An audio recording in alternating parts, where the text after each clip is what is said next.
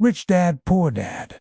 The financial wake-up call school never gave you. Have you ever wondered why some people seem to attract money effortlessly, while others spend their whole lives chasing it only to end up with barely enough? Welcome to Rich Dad, Poor Dad, a book that didn't just make readers think about money. It made them question the entire system they were raised in. This isn't just another personal finance book. This is a financial awakening. And today, we're diving deep not just into what Robert Kiyosaki says, but why it matters, what it misses, and how it connects to some of the greatest minds in personal development.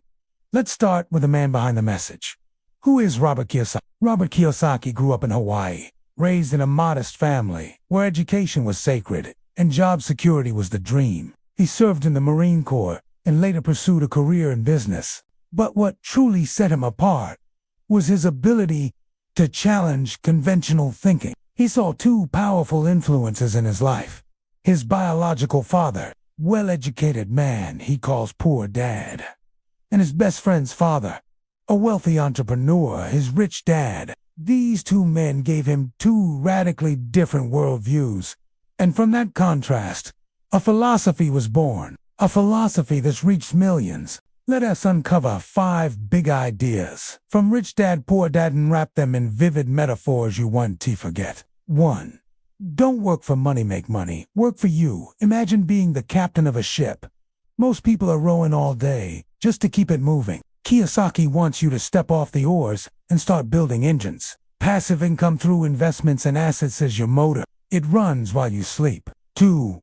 Know the difference between assets and liabilities. Think of your finances like a fruit tree. An asset is the branch that bears fruit again, an agent rental, income, stocks, businesses. A liability. It's a branch that eats the water and gives nothing back. Expenses, flashy cars. Wealthy people grow orchards. Others decorate dead trees. 3. The rich invent money. This is Kiyosaki's boldest idea. That wealth isn't found, it's created. Picture money like a language. Most people only learn the alphabet. Rich people write poetry with it. Through strategy, creativity, and calculated risk, they invent opportunities others don't even see. 4. Schools teach you to be an employee, not an owner. Traditional education is like a well-paved road that leads you straight to someone else's dream. Kiyosaki says, if you want financial freedom, you need to build your own roads. That means learning business, investing, and how money really works. 5. Fear and comfort keep you poor.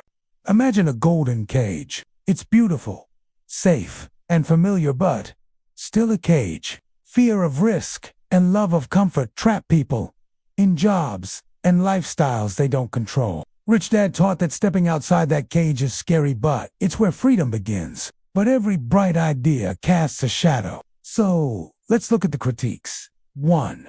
Storytelling over substance. Critics argue that the book reads more like a parable than a guide. There are few concrete steps, no real rich dad we can verify, and not much in the way of practical tools. 2. Risky advice without safety nets. Telling people to quit their jobs and invest in assets might sound empowering, but without savings, skills, or security, it can be financially dangerous. Some feel the book glamorizes risk. 3. Oversimplified economics. Not all liabilities are bad. Not all assets are good. The book paints with a broad brush, which can mislead beginners into thinking investing is easier than it really is. 4. Privilege isn't addressed. The narrative doesn't acknowledge that things like race, upbringing, and access to networks can influence your ability to take big financial leaps. It assumes a level playing field that doesn't always exist. So, what should you take away from this? Here are 3 actions you can start immediately. 1. Build your personal balance sheet. Write down everything you own that produces income. Investments, skills, side hustles.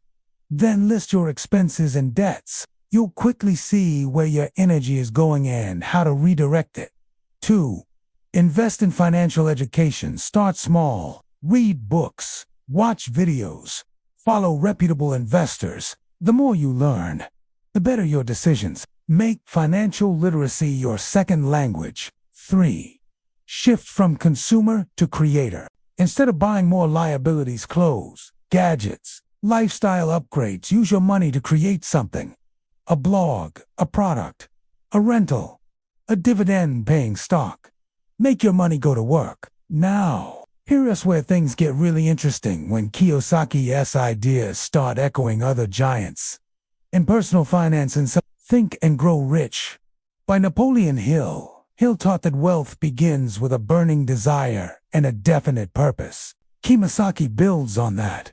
He shows what happens when that desire meets financial knowledge. Both books stress that your mind is your most valuable asset. Secrets of the Millionaire Mind by T. Harv Eker dives into your financial thermostat, the unconscious beliefs that govern your wealth. That's the heartbeat of Rich Dad, Poor Dad. The difference between Rich Dad's mindset and Poor Dad's is not education at Atomic Habits by James Clear. James Clear shows how tiny habits lead to massive transformations. Kiyosaki doesn't use the same language, but the message is there. Financial freedom is built not in giant leaps, but daily decisions: investing, learning, saving, calculating. The Psychology of Money by Morgan Housel. Housel says financial success is about behavior, not knowledge. Kiyosaki would nod to that. He says fear and greed are the biggest obstacles to wealth. It's not about knowing what to do, it's having the discipline to do it. Your Money or Your Life by Vicki Robin and Joe Dominguez. Robin reframes money as life energy. Every dollar you spend is time from your life. Kiyosaki's rat race analogy aligns perfectly. Working to consume is trading your freedom away. Both books push for conscious, intentional money choices. The Simple Path to Wealth by J.O. Collins. Collins preaches simplicity and long-term investing. Kiyosaki is more aggressive, but the goal is the same. Escape dependency on a paycheck. Whether it's stocks or real estate, the message is own your income streams. Thinking Fast and Slow by Daniel Kahneman. Kiyosaki's Poor Dad acts with reactive, emotional thinking. Kahneman's System 1. Rich Dad, on the other hand, thinks in systems, patterns, long-term strategy. System 2. Both books highlight the value of slowing down to think clearly. The Happiness Trap by Russ Harris. Kiyosaki talks about freedom. Harris defines happiness as living a values-driven life. In both books, real fulfillment doesn't come from income, it comes from autonomy, purpose, and alignment with what truly matters to you. So, what's the verdict? Rich Dad, Poor Dad is part wake-up call, part mirror. It may not tell you every step, but it forces you to ask better questions. What is money to me? Am I building freedom or just chasing comfort? Am I living someone else's plan or creating my own? Now, here's where I challenge you. If someone looked at your current financial life like a movie, who's directing it? You or someone else? Type your answer in the comments below. Want to know what story you're writing? And if you're still watching, that tells me one thing. You're ready to think differently. Stick around. The next video might just change how you see your entire life. Because financial freedom, it doesn't start with a paycheck. It starts with a decision.